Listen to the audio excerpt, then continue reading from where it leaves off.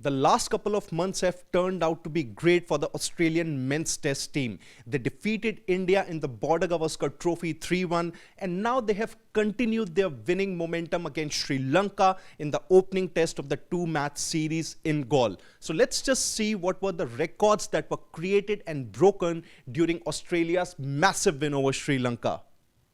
Well, in case of Sri Lanka here, it was their biggest innings defeat in their history of Test cricket. They lost to Australia at Galle by a margin of an innings and 242 runs.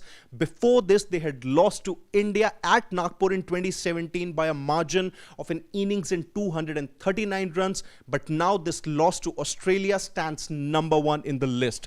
Also, in case of Usman Khawaja, who was actually bumrahed by in the Border Gavaskar Trophy in his very own words, he returned to his best form by scoring 232, and it turned out to be instrumental in Australia's big win over Sri Lanka here. So Khwaja's 232 is basically number 3 in a unique list, and that list is basically the highest scores by visiting batters in Sri Lanka.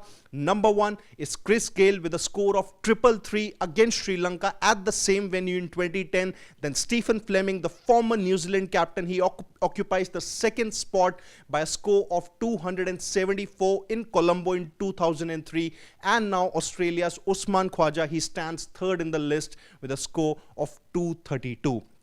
Thirdly, Australia's biggest win in Asia. This has turned out to be Australia's biggest victory in the subcontinent conditions here by an innings and 242 runs. And overall, it's their fourth largest victory in any of the conditions that they have played so far.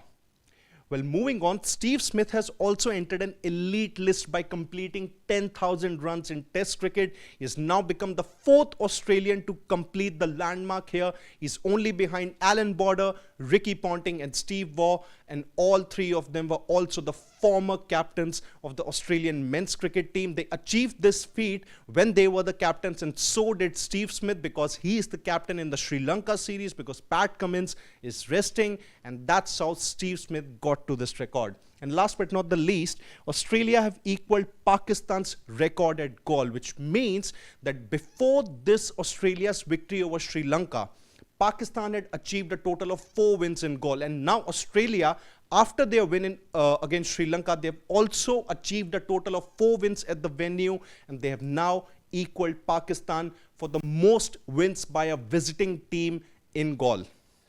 So now Australia have continued their winning run in Test cricket. They would want to wrap up the series 2-0 and head into the World Test Championship final with a lot of confidence.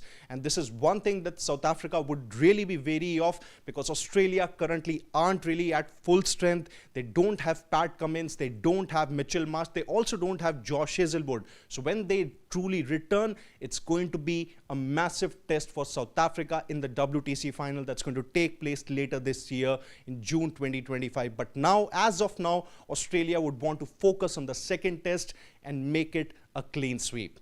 So stay tuned to Sports Today as we'll bring you all the latest updates and analysis from the sporting world. Until then, on behalf of my producer Pawan, it's Siddharth Gulati saying goodbye.